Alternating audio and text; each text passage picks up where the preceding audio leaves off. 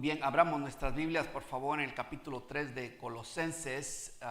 Hoy el tema de esta sección de Colosenses es el impacto terrenal de una perspectiva celestial. Hemos estado ya estudiando los dos primeros capítulos de Colosenses y hoy arribamos al capítulo 3. Y estoy haciendo, una enseñanza, le llaman expositiva, es decir, tratando con el texto y viendo qué es lo que realmente la palabra de Dios nos está diciendo. Y hoy tenemos la gran honra de poder ver los primeros 11 versículos de Colosenses capítulo 3. Voy a leer de esta versión con la guía de Dios Padre, Dios Hijo y Dios Espíritu Santo. Colosenses capítulo 3. Versículos 1 al 11. Dice esta versión: si ustedes pues han resucitado con Cristo, busquen las cosas de arriba, donde está Cristo sentado a la diestra de Dios. Pongan la mirada en las cosas de arriba, no en las de la tierra, porque ustedes han muerto y su vida está escondida con Cristo en Dios. Cuando Cristo, nuestra vida, sea manifestado, entonces ustedes también serán manifestados con Él en gloria. Por tanto, por esta razón que Pablo ya nos explicó, consideren los miembros de su cuerpo terrenal como muertos. Noten a esta lista, esta versión dice: a la fornicación, la impureza, las pasiones, los malos deseos, la avaricia, que es idolatría. Pues la ira de Dios vendrá sobre los hijos de desobediencia por causa de estas cosas, y en las cuales ustedes también anduvieron en otro tiempo cuando vivían en ellas. Pero ahora, digan todos, ahora. ¿Qué dice su versión? Ahora también, muy bien. Pero ahora, dice esta versión, desechen también todo esto. Miren la lista que da: ira, enojo, malicia. Esta versión dice insultos, creo que la Reina Valera dice blasfemias, lenguaje ofensivo de su boca. El 9 dice: dejen de mentirse los unos a los otros, puesto que han desechado el viejo hombre, también la vieja mujer, con sus malos hábitos. 10, y se han vestido del nuevo hombre, el cual se va renovando hacia un verdadero conocimiento conforme a la imagen de aquel que lo creó. En esta renovación no hay distinción entre griego y judío, circunciso e incircunciso, bárbaro, escita, esclavo o libre, sino que Cristo es en todo y en todos. ¡Wow! ¡Qué linda la palabra del Señor! Hoy exploramos estos versículos, ¿verdad? Estos 11 versículos del capítulo 3 de Colosenses. Y lo voy a dividir en dos segmentos para entender, porque creo yo que hay dos temas o dos segmentos de suma importancia, en las cuales podemos resumirlos así de esta manera. Los primeros versículos, fíjense, tratan con el tema de resucitar con Cristo para buscar las cosas del cielo.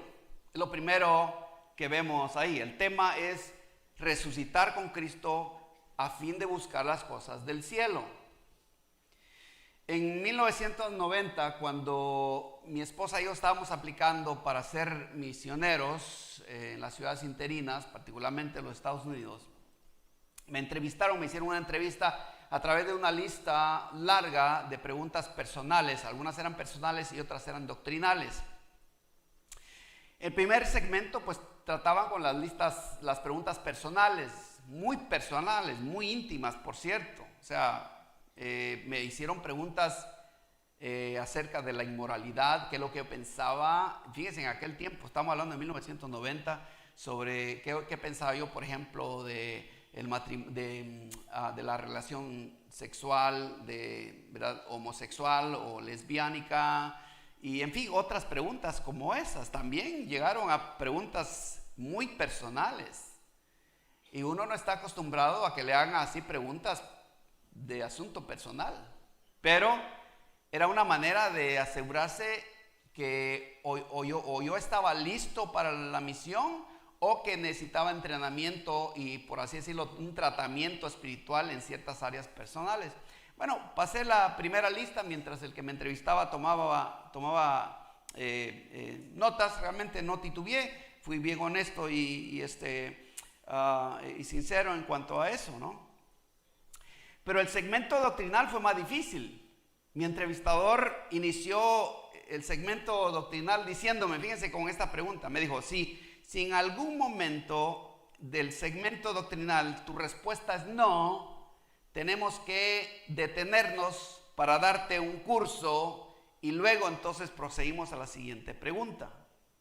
Bueno, para hacerla corta, tomé una semana solo para pasar ese examen doctrinal, porque había cosas que yo necesitaba todavía claridad y no pude articular, no pude decirlas claramente. Entonces ellos me dieron de alguna manera cursos y cuando ya ellos me hicieron la pregunta yo sabía qué responder, ¿sí? Y lo cual, por cierto, les agradezco a ellos que hicieron su esfuerzo para ver realmente dónde estaba yo en cuanto a la sana doctrina. Bueno, hoy quiero empezar con 4 preguntas, fíjense, 4 preguntas que tienen que ver con el pasaje que acabamos de leer, particularmente los primeros 4 versículos. Pero si alguien en algún momento responde no a una de esas preguntas, se tiene que detener porque necesita un curso, necesita aprender, ¿sí? La primera pregunta es, ¿sabes qué significa ser resucitado con Cristo? Piensa en tu cabecita. ¿Sabes qué significa resucitar con Cristo? Bien. Si tu respuesta es sí, si sabes qué significa ser resucitado con Cristo, la siguiente pregunta es, ¿podrías explicarle o articularle a alguien cuándo y cómo resucitaste con Cristo?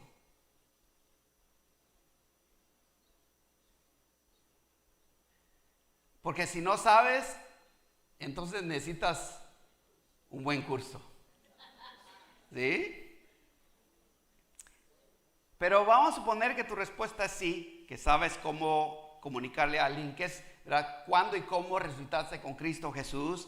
Entonces, si puedes explicarle a alguien, ¿verdad?, cómo y cuándo resucitaste con Cristo Jesús, la siguiente es pregunta, ¿a qué cosas de arriba se refiere Pablo? ¿Qué cosas de arriba se refiere Pablo?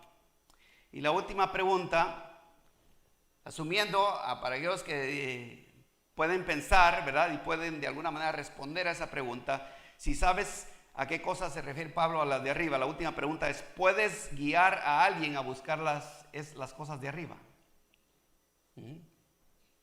Porque de eso se trata estos primeros versículos, 4. Estas preguntas son de alguna manera, resumen la esencia de estos primeros versículos. Por eso el versículo 1 dice, si ustedes pues han resucitado con Cristo, busquen las cosas de arriba donde está Cristo sentado a la derecha de Dios, o a la diestra, dice, creo, la Reina Valera. De hecho, la Reina Valera, tanto la Reina Valera como esta versión de las Américas, empiezan con la palabra sí. La Reina Valera dice, si pues habéis resucitado con Cristo. Bueno, esa palabra sí en el original es un sí condicional, digan todos sí condicional. O sea, Pablo está diciendo, fíjense, que si Cristo nos ha resucitado, entonces vivamos una vida nueva. Eso está diciendo él. O sea, si A es cierto, B también debe ser cierto, ¿verdad?, para usar una fórmula matemática. De hecho, la versión internacional no traduce esta palabra, sino que la interpreta diciendo, ya que han resucitado con Cristo. ¿Sí? Ahí hay una diferencia enorme, porque la versión que estamos leyendo, como la Reina Valera, la traduce literalmente. La internacional la interpreta, le da una interpretación. Hay una diferencia entre decir, ya que estás resucitado, a si estás resucitado. Hay una diferencia enorme. Y estas cosas parecieran triviales, pero son importantes cuando se trata de la sana doctrina. Cuando estamos hablando de buena doctrina, de doctrina saludable, de Biblia, cuando hablamos de Biblia. Es importante estas cosas, porque esto también puede de alguna manera guiar nuestro conocimiento a un área que parece buena o que tal vez sea buena, pero que no es necesariamente lo que el autor original fue inspirado por el Espíritu Santo a escribir, ¿sí? La palabra original, fíjense, no está dando por sentado que ya hemos sido resucitados, sino que nos está preguntando si verdaderamente hemos sido resucitados. Esa es la primera pregunta. ¿Por qué nos pregunta? ¿Por qué nos hace Pablo? Esta es una, de alguna manera, podríamos decir, es una pregunta que ya de alguna manera debemos saber la respuesta. Porque no solo podemos pensar en las cosas de arriba, fíjense, no solo, o sea, para pensar en las cosas de arriba, debemos estar convencidos de que hemos sido resucitados con Cristo Jesús. Usted no va a un muerto y le pregunta, oye, ¿cómo te sientes? El muerto no le va a responder. Los únicos que pueden responder son los vivos. ¿Sí? Pablo está diciendo que si hemos resucitado con Cristo, entonces, fíjense, busquemos las cosas de arriba, porque para eso fuimos resucitados. Si alguien es resucitado entre los muertos, es resucitado para vivir, no para morir de nuevo. Aunque esto es parte de nuestra relación con Cristo Jesús. Pero más bien Pablo está diciendo, así como hemos resucitado con Cristo Jesús, también vivamos de acuerdo a su resurrección. Si tú, querido amigo, que estás acá hoy, querida amiga, si tú no has resucitado con Cristo, entonces primero tienes que hacer lo siguiente. Te voy a dar los pasos para que tú sepas qué debes hacer. Porque tal vez estás acá o tal vez ya has estado viniendo acá a la iglesia, pero no has dado ese paso todavía. Entonces necesitas tú hacer 3 cosas esencialmente. Ahora, noten por favor, quiero hacer una distinción. No estoy hablando acerca de la salvación, no es el tema de la salvación. Estoy hablando de haber sido resucitado específicamente. Estoy hablando de la calidad de vida que la resurrección tiene que crear. Y lo primero, querido amigo o amiga, que tú tienes que hacer es reconocer a Cristo como tu Salvador. Algunos dirán, pues eso lo sé desde que estaba niño o cuando mi mamá me va a misa, ¿verdad? O sea, Cristo lo reconozco como el Salvador. Muy bien, pero eso no es suficiente. Segundo, necesitas, fíjate, rendir tu voluntad al señorío de Cristo. O sea, no basta solo con decir, Señor, tú eres Dios o tú eres mi Salvador. También es necesario decir, tú también eres mi Señor. Es decir, rendir tu voluntad al señorío de Cristo.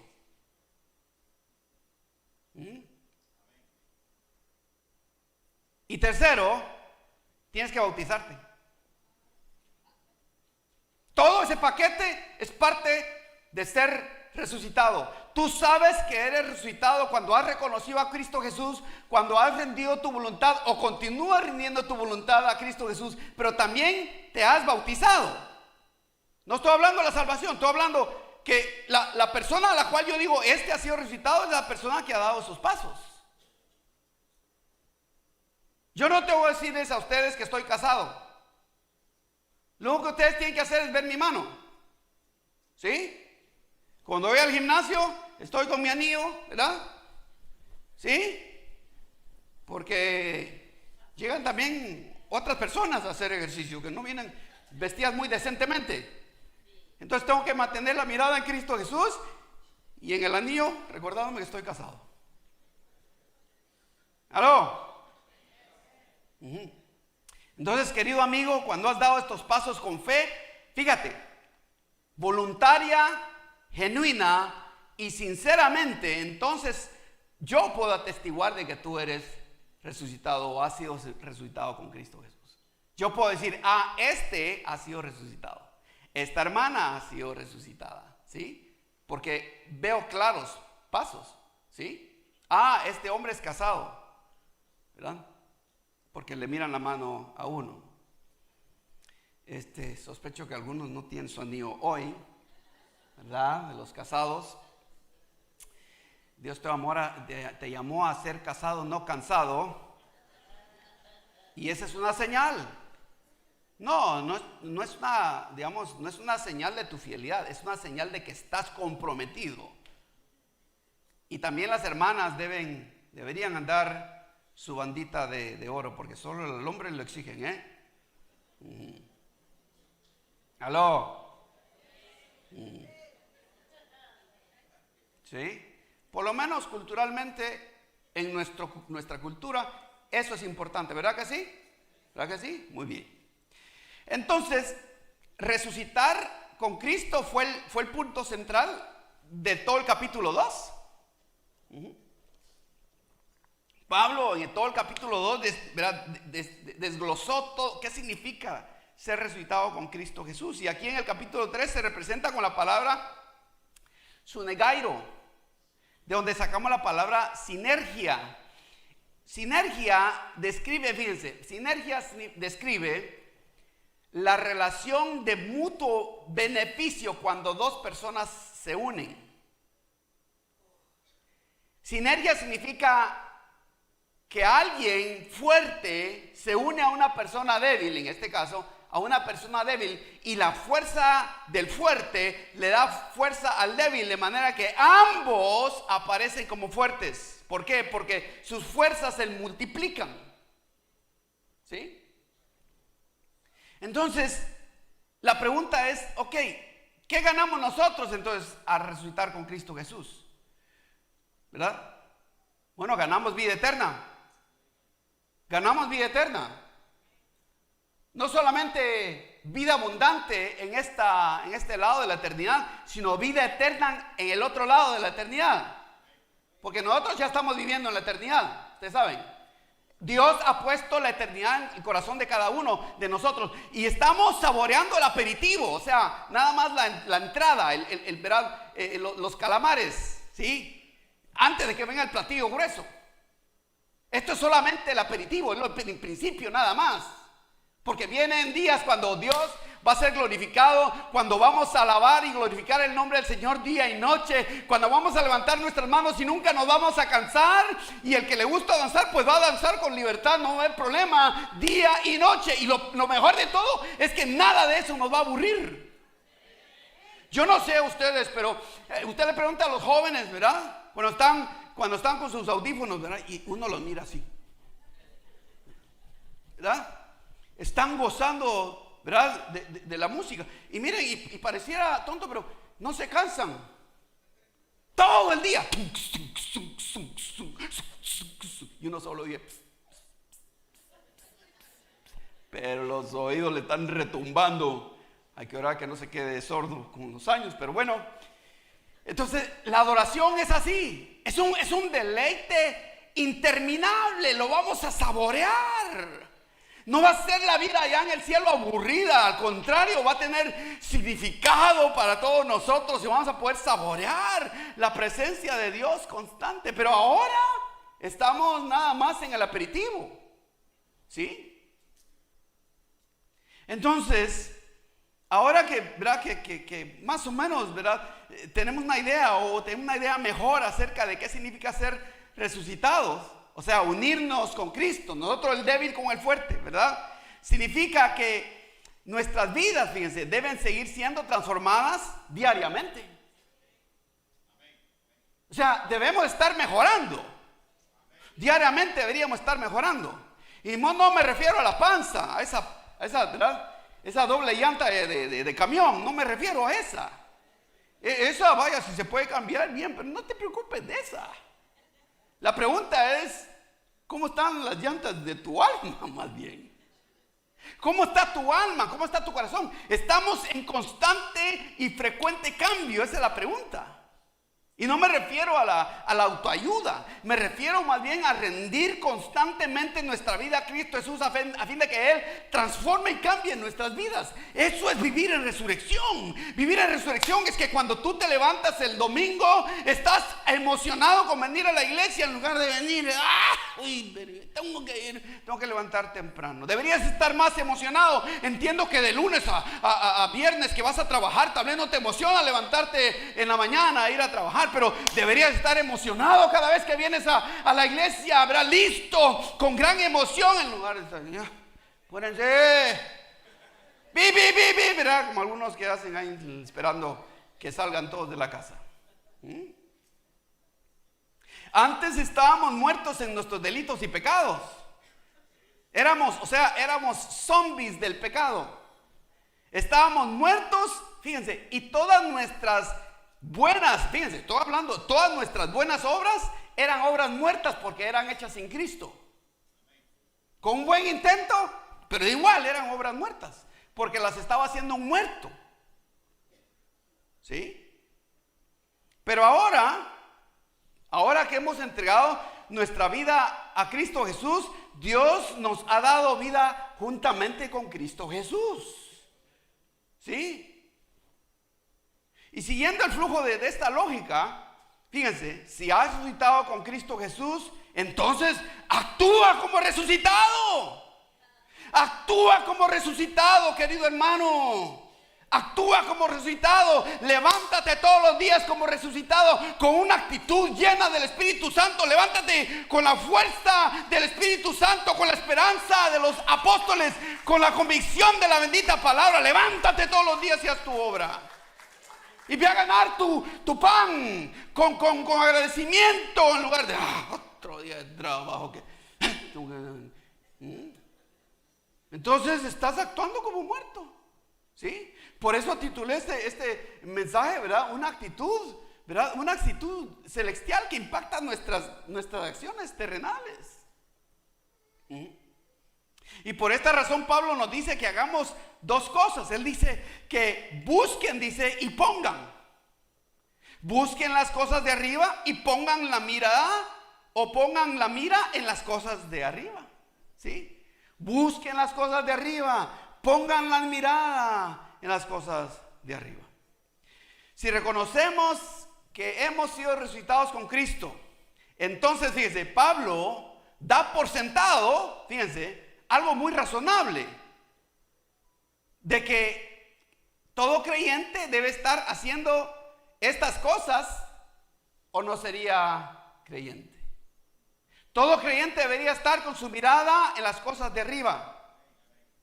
Ahora, Pablo, fíjense, Pablo no está diciendo que debemos andar con la cabeza en las nubes. No está sugiriendo eso Pablo. Que a veces sentimos que estamos en las nubes, ¿verdad? Con la presencia de Dios, sentimos la sublime presencia de Dios. Claro que sí. Se siente a veces, Dios se hace sentir, por supuesto, no siempre.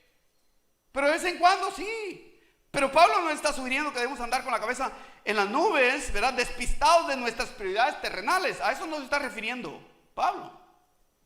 Más bien está diciendo que aunque hay muchas cosas diferentes que podemos buscar en la vida, necesitamos entender, ¿verdad?, que buscar las cosas celestiales es más importante. Y por lo tanto debemos dedicar nuestro tiempo y energía a buscar las cosas de arriba. Porque las cosas de arriba son mejores, son más importantes. Y no solamente son mejores y más importantes, sino que según hagamos las cosas de arriba también, va a ser la consecuencia. Mientras más nos enfocamos en las cosas de arriba, nuestra vida va a ser mejor. Sí. Yo voy ahora ya, pues ya tengo mis 30 y tantos años de casado con mi esposa, ¿sí? Y al principio no era fácil estar casado, se los digo. Ni para ella ni para mí. Nos sacamos carnas verdes, como dicen ahí. Tanto que nos quedamos calvos, dijo alguien. Tantas canas verdes nos quedamos calvos, ¿sí? Entonces el asunto va mejorando.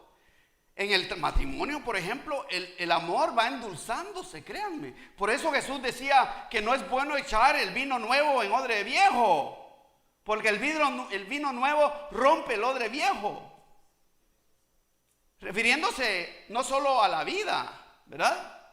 No solo a la vida, sino de alguna manera infiriendo que mientras más viejos vamos, o sea, vamos de alguna manera, digamos, siendo más frágiles, pero a la misma vez más dulces y más buenos.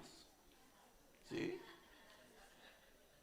Si estás casado, ese barrigoncito dice la parte tuya, ¿verdad? Que antes tenía una panza así cervecera, ¿sí? Ahora es hamburguesera, pero igual sigue la pancita ahí. ¿Ah?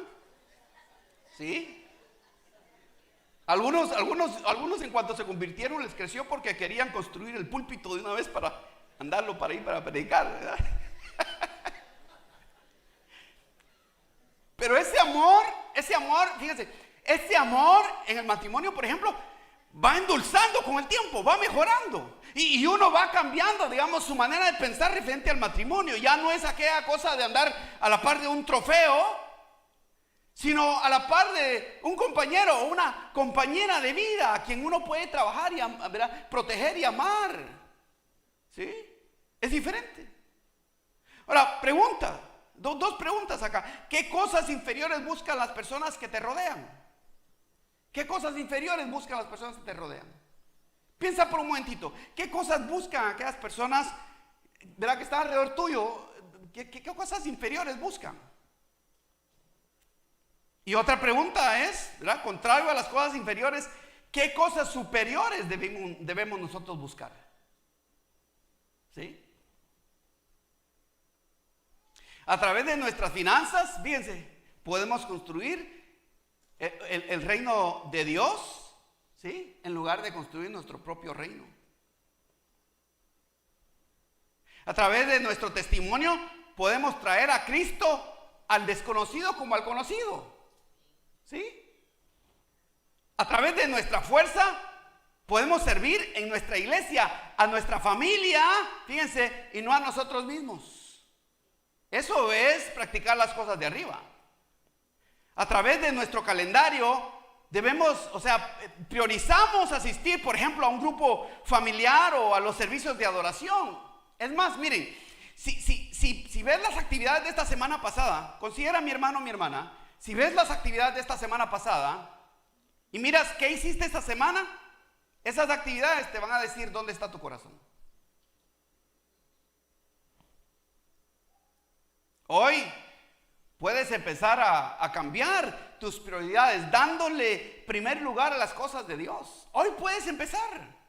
¿Has fallado un montón de años, meses o días o una semana? Pues hoy puedes empezar.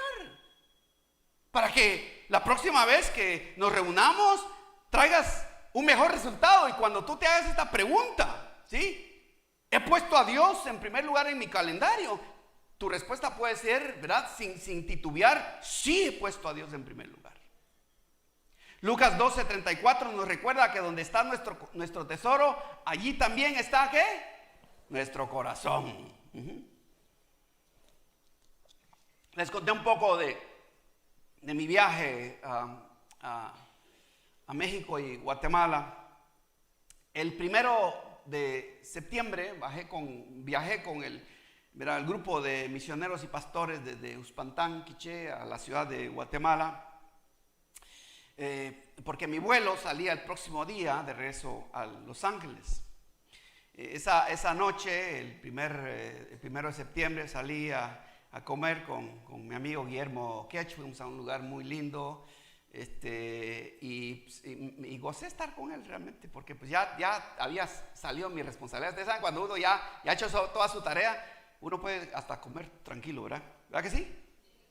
Si no, pregúntenle a todos los pastores o a todos los líderes de ministerio mientras estamos ¿verdad?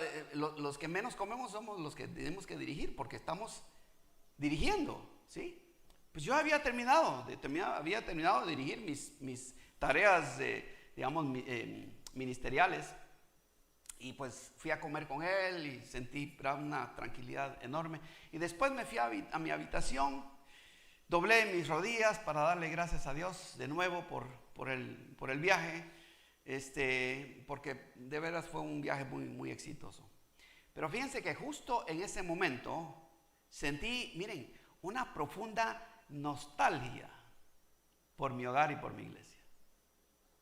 Yo no sé si a usted le pasa, pero de veras sentí querer estar en ese momento en mi hogar y en mi iglesia. ¿Sí? Deberíamos sentir una nostalgia similar por las cosas de arriba. Así deberíamos sentirnos. Deberíamos sentir que queremos ya estar allá, aunque no lo estamos. Y que a través de practicar las cosas de arriba, de alguna manera satisfacemos un poquito esa nostalgia. Debemos, ¿verdad?, tener esa misma nostalgia porque no somos de aquí. A ver, volteate al que está a la par tuya y dile, no eres de aquí. Y no me refiero a los Estados Unidos. No somos de aquí. No somos de aquí, somos de allá, correcto. Por esa razón, 1 Pedro 2:11 nos dice que, fíjense, que solo somos peregrinos, dice. O sea, somos peregrinos. Esa es una gran honra para el cristiano. No es una palabra que usamos muy frecuentemente, pero deberíamos de decirlo. Somos solo peregrinos. Y este no es nuestro hogar permanente. Cuentan que un joven convertido visitó la casa de un misionero viejo, ¿verdad?, un anciano misionero, y al entrar, ¿verdad?, el joven al entrar a la casa del anciano misionero se sorprendió que en su casa solo había un sartén, un plato, una mesa, una silla, una cama y una Biblia. Y lo demás estaba vacío. Entonces el joven le preguntó, hermano misionero, ¿dónde están sus demás muebles? A lo que el misionero le contestó con una pregunta, ¿dónde están los tuyos? Entonces el muchacho le responde, dice, pero yo no vivo aquí, soy un visitante y solo estoy de paso. Entonces el misionero viejo, el anciano, le dijo, yo tampoco soy de aquí, también estoy solo de paso. Estamos solo de paso. Esos tus muebles bonitos, no los defiendas de las pulgas de los perros que tienes y de los visitantes. Es algo temporal. Tú solo estás aquí de paso.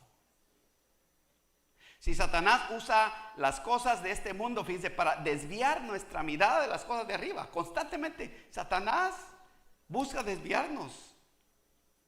Y lo vemos en la Biblia. Usó la fruta para seducir a Eva. Empleó una barra de oro para engañar a Can. Envió a Dalila para distraer a Sansón. Usó a Betsabé para que David cayera en adulterio. Utilizó el dinero para seducir a Judas. ¿Qué está Satanás usando para desviarte de las cosas de arriba hoy? ¿Qué está usando Satanás? ¿Qué le estás permitiendo a Satanás que use para desviarte de las cosas de arriba? Si estás soltero, amar las cosas de este mundo es como enamorarte de la prostituta de la esquina cuando vas manejando rumbo a la casa de tu prometida. ¿Sí? Eso es enamorarse de este mundo. Si estás casado, amar las cosas de este mundo es como enamorarte de la chimostrufia cuando tienes a una preciosa esposa esperándote en casa. ¿Aló? ¿Me entienden? Sí, eso creo que lo entiende usted bien fácilmente. No es chino, ¿sí? Es español bien clarito, ¿sí?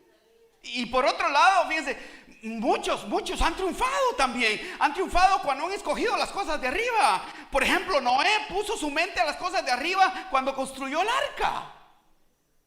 José puso su mirada a las cosas de arriba cuando salió corriendo, huyendo de la fornicación.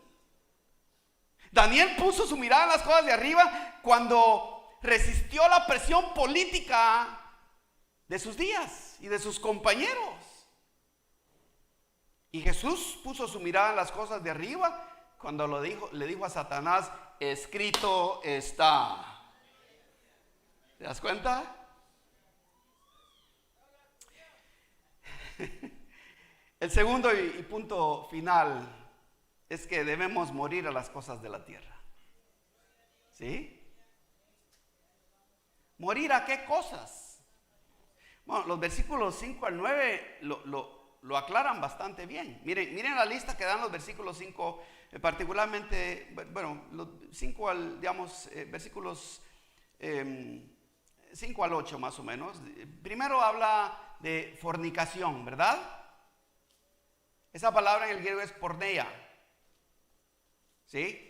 Porneia es de donde viene la palabra pornografía, porno. ¿Sí? Dice que debemos evitar no hacer estas cosas. También habla de impureza. La palabra en el griego es arcatarsia. Es una anticatarsis. Catarsis, a ver, catarsis significa, digamos, una experiencia profunda, una experiencia, digamos, muy profunda. Anticatarsis es una experiencia profunda, pero es negativa. O sea, se refiere aquí a la suciedad sexual impulsiva. A las personas que están adictas a ciertos digamos, pecados sexuales. Eso es suciedad sexual impulsiva, impureza. También habla de pasiones, ¿sí? Patos es la palabra, es un desorden mental, fíjense. Patología se refiere a la mente. Pasiones se refiere a cómo pensamos en nuestra cabeza referente a los deleites de la vida, pero de una manera enfermiza, ¿sí? Y luego esta versión dice malos deseos. Fíjense esa palabra bien interesante porque está compuesta de dos palabras. Es caco, epitemia, que son, fíjense, se puede traducir como deseos diabólicos. Porque kakos, ¿saben? Kakos en griego se refiere al enemigo. Cada vez que en el Nuevo Testamento se dice el enemigo, usa la palabra kakos, ¿sí? No a la fruta, hay una fruta que se llama cacos, creo que es algo así. Y cacos, algo así, no me refiero a eso, ¿verdad? Es cacos, o sea, cacos es enemigo, pero tiene estas dos palabras, malos deseos, o sea, deseos diabólicos. Deseos diabólicos de hacer el mal a alguien y tomar el lugar de Dios, eso es un deseo diabólico. Deseo de querer vengarte o querer justicia por tu propia fuerza y no permitir la justicia de Dios, ese es un deseo diabólico. ¿Ah? Cuando se nos mete alguien enfrente mientras vamos manejando, ¿sí? Y queremos hacer algo al respecto, eso es un mal deseo. Es un deseo diabólico porque Dios no está en esa jugada. ¿Aló? Y deberíamos realmente arrepentirnos, que yo he hecho mucho de eso, óigame, créame, yo he hecho mucho de eso, ay Señor, este es un mal deseo, es un deseo diabólico, perdóname. ¿Ah? ¿Sí? Habla también de avaricia o idolatría, dice que la avaricia es igual que la idolatría en este caso, ¿sí? O sea, fíjense que en este caso, ¿qué significa digamos, esa obra muerta, obra de la carne? Se refiere a usar la fe para extorsionar. Se refiere a usar tu fe para extorsionar a otros. Como a veces, de vez en cuando ocurre en la iglesia. ¿Sí? Un hermanujo que hace un préstamo y que no lo paga. Eso es avaricia e idolatría. Es más, mi consejo es siempre, nunca presten. ¿Para qué me estaban prestando ustedes? Mejor regalen, así no se les tuerce la tripa porque este hermano no les va a pagar. ¿Aló? ¿Sí? ¿Te presta tu hermana? Mi hermanita, préstame, ¿verdad? La próxima vez dile tú, yo no soy banco. Mejor te regalo esto, ve y consíguelo el resto a otro lugar. Esa es la mejor manera. ¿Aló? Andamos amargados en la iglesia y con bien. El hermano se sienta acá y el otro hermano por allá por la esquina, porque no se pueden ver la cara. Sí, es cierto. O sea, es avaricia, es idolatría también. Es extorsionar la buena voluntad de alguien a través de la fe. Quien todavía practica estas cosas se está engañando. ¿Sí? Miren, a ver. Proverbios 2, 26:11 lo pone así, miren, dice que es como perro que vuelve a su vómito, es el necio que repite su necedad. Yo no sé si usted ha visto eso, pero es feo. En nuestro país aquí casi no se ve. En nuestros países, ¿alguien sabe a qué me refiero yo? Literalmente alguien acá. ¿Verdad? Sí. No, los demás ustedes vienen de ciudad. Yo soy de rancho, por eso yo lo vi. ¿Sí? Eso es lo que sucede con una persona que ya estando en Cristo sigue haciendo las mismas cosas. Está regresando a su propio vómito. ¿Qué puede hacer el necio? ¿Verdad? Que repite su necedad pecaminosa para cambiar. Pues fíjense que la respuesta es nada por su propia fuerza. Esto no se trata de autoayuda. Solo queda una opción y Cristo nos la da claramente. En Juan 3:3 él dice, Jesús le contestó, en verdad te digo que el que no nace de nuevo no puede ver el reino de Dios. O sea, la única manera para tener realmente un cambio es nacer de nuevo, es cambiar tu naturaleza, no cambiar tus hábitos meramente, aunque eso ayuda, pero es más que cambiar un hábito, es cambiar lo de adentro, es tomar el calcetín y darle, ¿verdad? Voltearlo, girarlo al revés, es permitir que Cristo Jesús empiece a lidiar con el corazón.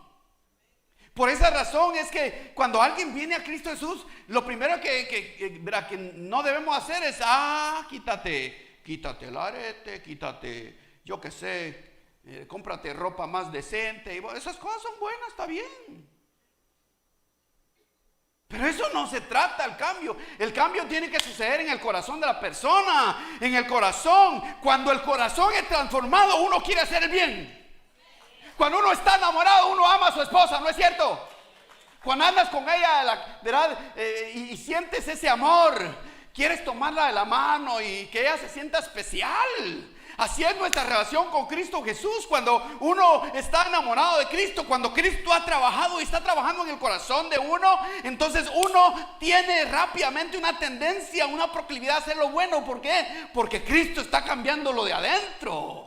Así debe ser con nosotros. Eso es ser resucitado. Eso es mirar las cosas de arriba. Cuando Pablo dice que es menester morir con Cristo para resucitar con Cristo, se refiere, fíjense, a nacer de nuevo. Sí. ¿Por qué morir con Cristo para nacer de nuevo con Cristo? Porque los versículos 6 y 7 nos lo dicen claramente. El 6 dice, cosas por las cuales la ira de Dios viene sobre los hijos de desobediencia. Y luego dice, en las cuales vosotros también estuvisteis, dice la Reina Valera, en otro tiempo cuando vivías en ellas. La ira de Dios es real. La ira de Dios es real. No tenemos que ser groseros, ni irrespetuosos, ni desconsiderados para comunicarle a quienes practican estas cosas que la ira de Dios vendrá sobre ellos. Pero pueden evitar, fíjense, pueden evitar la ira de Dios si se arrepienten genuinamente de su pecado al venir a Cristo Jesús. Y lo mismo te diría a ti, amigo o amiga que estás acá. Si no has recibido a Cristo Jesús, mira, de veras, no creo que sea el deseo de nadie acá decirte esto por propia voluntad. Te lo decimos porque Cristo Jesús nos lo dice claramente. Porque la palabra de Dios nos convence de esto, de que la ira de Dios es real y viene sobre las personas que están practicando estas cosas. Y si tú estás viniendo a la iglesia y estás habitualmente practicando, no me refiero a caer de vez en cuando y que Dios, ¿verdad?, que vengas a Él en arrepentimiento, me refiero a esta constante repetición. Entonces tienes que tener cuidado. La palabra de Dios dice que la ira de Dios está sobre aquellos que practican estas cosas. Pero de nuevo, se puede evitar arrepintiéndose genuinamente al venir a Cristo Jesús. Para nuestros amigos esa es la respuesta. Esa es la única respuesta, el único antídoto y la única solución que tú tienes, querido amigo. Si somos de Cristo, nosotros también, fíjense, anduvimos en estas cosas, pero ahora hemos sido resucitados con Él, lo cual significa que nosotros Cada vez que nosotros hablamos del juicio de Dios, debemos recordar que también nosotros éramos objeto de la ira de Dios. En algún momento todavía lo éramos. ¿Cómo sabemos que hemos sido resucitados con Cristo? Porque los versículos 8 y 9 nos presentan una prueba, fíjense, para comprobarlo. Quienes hemos sido resucitados con Cristo, fíjense, no practicamos, noten por favor, la ira. ¿Aló? Ahora, la Biblia dice, airaos pero no pequéis, o sea, la ira siempre va a estar ahí. Es un sentimiento normal cuando vemos la injusticia, ¿verdad que sí? Pero dice, o sea, aírense pero no pequen. La ira es un temperamento descontrolado. Por eso Pablo dice, ¿verdad? Aírense pero no pequen. Es decir, tengan cuidado con su ira. Reconózcanla, confiésenla, ¿sí? Pero no la utilicen para hacer justicia, porque no lo van a hacer bien. Y luego noten la siguiente pregunta, la siguiente de la lista ahí en el versículo 8. El enojo es locura ferviente, ¿sí? Hay personas aquí les demandan terapia para los que tienen problemas con el enojo, porque hay hombres y hay mujeres también que tienen problemas con el enojo, ¿sí? O sea, aquí le llaman enojo clínico. Realmente ese es enojo pecaminoso, pero bueno, ¿sí? Que la única solución realmente es rendirlo a Cristo Jesús. La terapia te puede ayudar, pero no te va a resolver el problema. Tienes que rendirlo a Cristo Jesús. También habla de la malicia. La malicia, fíjense, la palabra en griego es kakia, es lo mismo. Kakia, kako, ¿se acuerdan? Enemigo. Kakia es alguien que actúa como el enemigo. Malicia, por eso dice malicia, porque es un acto malévolo, es un acto diabólico. El que es de Cristo no practica estas cosas. Y luego habla sobre insultos, y la Reina Valera dice blasfemia, porque efectivamente la palabra literal en el griego es blasfemia, así como la oyen.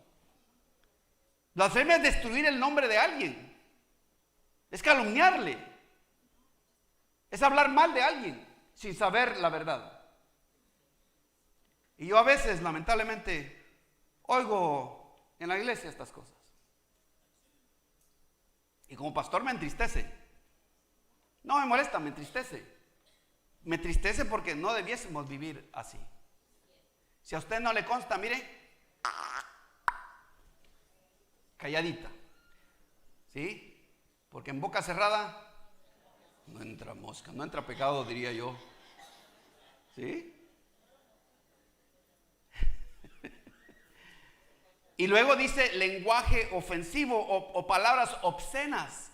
Nosotros, ¿verdad?, debemos tener mucho cuidado con estas palabras. Es más, miren, no solamente eso, sino que no solo palabras obscenas, pero ahora tenemos que tener cuidado porque resulta que hay ciertas palabras que para una persona son ofensivas para otra, porque tal vez venimos de un contexto diferente o de un país diferente donde las palabras tienen otro significado.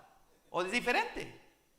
Tengo una lista acá enorme de palabras, porque yo he viajado mucho y he oído algunas palabras, y de hecho he usado unas palabras que son ofensivas para algunas personas, y me han corregido, me han dicho, esa palabra es ofensiva, y digo, bendito Padre, no es mi intención, significa esto para mí. Y ustedes saben que el lenguaje español es que estamos de acuerdo en las reglas gramaticales, pero no en el significado de las palabras. ¿Sí? Todo libro de gramática es lo mismo en español, pero las palabras significan muy diferente. Cuando estuve en Uruguay, estuve ya como unos 3 meses, y me decía la mamá de mi amigo donde me estaba hospedando, me decía, Enrique, ya está la comida. Y yo le decía, ahorita. O a veces le decía, ahora voy. Y entonces ya todos estaban sentados. Y yo cuando llegaba, y al principio no me pasó eso, llegaba y todos estaban sentados. Le digo, pero les dije que ahorita vengo. Y entonces ellos me dijeron, no, acá en Uruguay cuando tú dices ahora es ahora. Pero el mexicano, el centroamericano es al ratito. ¿Cierto o no es cierto? ¿Se dan cuenta? cómo las palabras cambian. Y entonces cuando venimos a los pies de Cristo Jesús, más en un contexto multicultural como el nuestro, entonces también tenemos que averiguar cuáles son aquellas palabras que son ofensivas para mi hermano y evitarlas, aunque para nosotros no las sean. Pero más que esas, también las palabras, claramente, todos sabemos, tengo una lista mental de las palabras ofensivas, ¿no es cierto? Nos las pasan por televisión, nos las pasan por la programación de internet, todo, ¿sí? Y por último dice que no nos mintamos los unos a los otros. Mentira. La palabra en griego es sedumai, pseudo, o sea, media, literalmente significa no se medio mientan unos a otros. Eso es lo que literalmente debería decir. Porque pseudo es medio, ¿verdad? Un pseudonombre es un nombre, pero es, ¿verdad? A los apodos les llaman pseudonombres. O sea, no es el nombre, representa el nombre, pero no es el nombre. O sea, no debemos ni siquiera contarnos medias mentiras, eso es lo que dice. Pseudomai. ¿Sí? Y yo supongo que algunos acá hemos cometido ese error, ¿no es cierto? Y a veces nos sorprenden y quedamos muy mal, porque nos quedamos mal cuando nos atrapan en la mentira. Bueno, a la luz de que hemos resucitado de Cristo y que hemos muerto a estas prácticas, ¿qué nos queda hacer? Bueno, los versículos 10 al 11 nos lo dicen. Dice, y se han vestido del nuevo hombre, o de la nueva mujer. Dice, el cual se va renovando hacia un verdadero conocimiento conforme a la imagen de aquel que lo creó. En esta renovación no hay distinción entre griego y judío, circunciso e incircunciso, bárbaro o escita, esclavo o libre, sino que Cristo es en todo y en todo.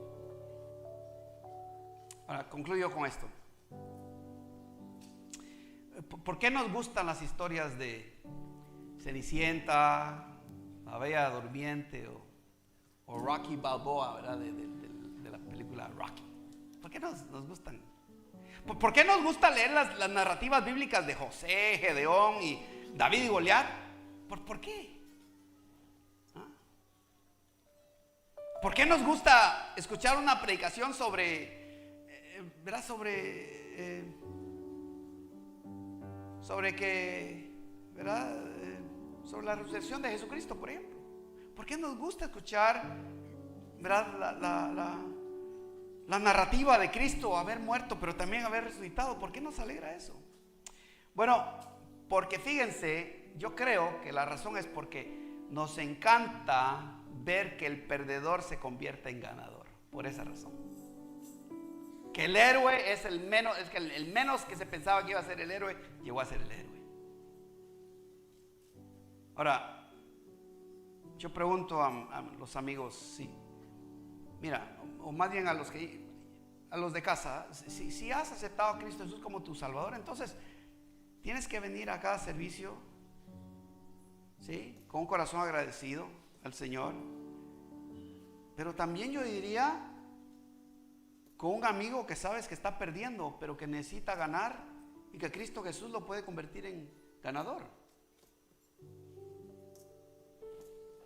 Pero si tú si estás aquí, aún no has nacido de nuevo, no has resucitado entre los muertos con Cristo, es más, si todavía estás practicando la lista anterior de pecados que mencionamos, entonces necesitas aceptar a Cristo Jesús. Es la única solución que tú tienes.